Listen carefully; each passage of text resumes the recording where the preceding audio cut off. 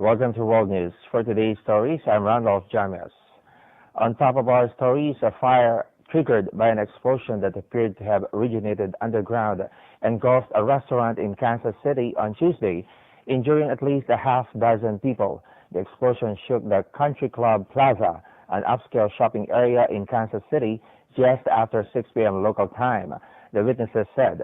NBC News reported a car apparently struck a gas main in the shopping district, which caused the explosion at JJ's restaurant. The Kansas City Star newspaper reported at least 12 ambulances were on the scene, and the blaze was upgraded to a 4-alarm fire.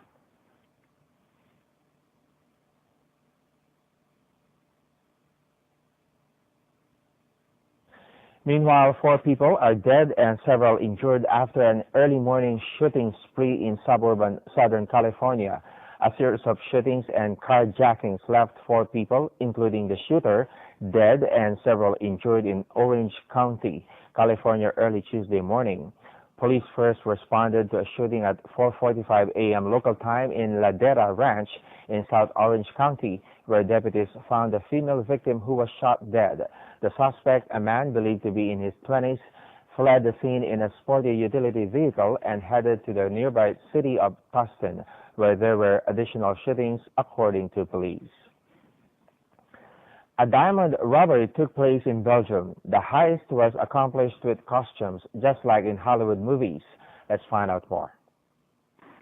It sounds like the sort of caper carried out in the movies, only this one involving costumes, a special delivery, and truckloads of diamonds played out on the runway of the Brussels airport. Belgian prosecutors say the robbers used 2 cars and pulled up to these Brinks security vans and seized the gems just as they were being loaded onto a Swiss plane. The perpetrators were dressed in clothes that resembled police uniforms. They broke open a fence that was located between 2 construction sites. They made a hole, and they entered the tarmac, and they used the same hole in the fence to make their escape. The robbers, all 8 of them, were armed and managed to carry out the entire operation in less than 5 minutes without firing a single shot. They did not shoot. No one was injured, but those that were there, including the people working for the Valuables Transportation Company, the pilot and the co-pilot, were held at gunpoint.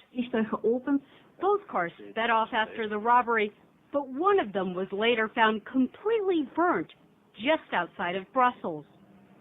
Prosecutors aren't commenting on just how many diamonds were stolen, but media reports have put the value between $50 and $467 million. In other stories, Apple Incorporated was recently attacked by hackers who infected the Macintosh computers of some employees, the company said on Tuesday in an unprecedented disclosure that described the widest known cyber attacks against Apple-made computers to date. The malware had been designed to attack Mac. The same software, which infected Macs by exploiting a flaw in a version of Oracle Corp's Java software used as a plug-in on web browsers, was used to launch attacks against Facebook, which the social network disclosed on Friday. The attacks mark the highest-profile cyber attacks to date on businesses running Mac computers. Hackers have traditionally focused on attacking machines running the Windows operating system, though they have gradually turned their attention to Apple products over the past couple of years as the company gained market share over Microsoft Corporation. Now, in glitz and glamour, some of Elizabeth Taylor's most iconic jewels went on display at Bulgari in Beverly Hills on Tuesday.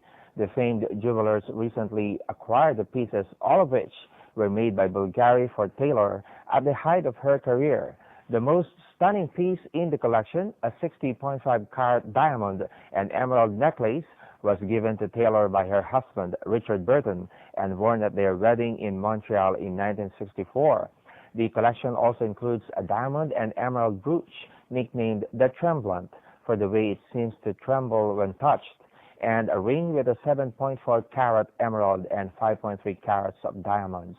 The collection can be seen at Bulgari's Beverly Hills store through March, after which the pieces will travel around the world and be displayed at various Bulgari stores. To start off sports news, goal line technology will be used at the 2014 World Cup, and 2 more systems could be considered in addition to the existing pair, soccer's world governing body FIFA said on Tuesday. 2 systems, Hawkeye and GoalRef, have so far been licensed by FIFA, and both were used at last year's World Club Cup in Japan, one in each of the 2 stadiums where goal line technology was employed for the first time. FIFA said a 3rd system developed in Germany had already passed examinations and that the providers were in licensing discussions. A 4th system, also German, has also been tested with the results due this week.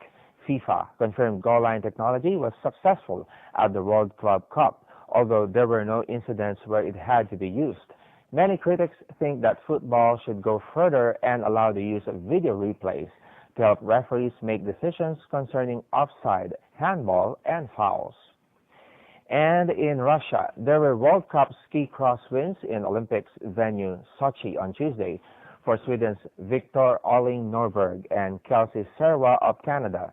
It was Norberg's first race of the season after coming back from an injury and his first World Cup win. Norberg beat Canada's Christopher Del Bosco into second, with Andreas Schauer of Germany third, and World Cup overall leader Alex Fiva of Switzerland fourth. The Swede is fifth overall. Serwa's win at the Rosa Kutor Extreme Park was her second title of the season, and she beat overall leader Fanny Smith of Switzerland to get it. Another Canadian, Marielle Thompson, was second with Smith third, and fellow Swiss Emily Serene fourth. Former world champion Serwa is third overall behind Smith and Ophélie David of France. The next ski cross competition is scheduled for February 24th in Harachov in the Czech Republic. And in our final story, a Texas woman got a rare Valentine's Day gift this year when she delivered 4 babies, 2 sets of identical twins. Ace, Blaine, Cash, and Dylan Montalvo were born at the Women's Hospital of Texas in Houston in Teresa Montalvo, 36, and her husband, Manuel, 43, of Houston. The 4 brothers were delivered at 31 weeks, and the couple were not using any fertility drugs and had just hoped for a little brother or sister for their 2-year-old son, Memphis. The odds of delivering 2 sets of naturally occurring identical twins is somewhere in range of 1 in 70 million, according to the hospital. 2 boys shared 1 placenta, and the 2 other boys shared another placenta. That's all we have for now. Hope to see you again. Thanks for the company.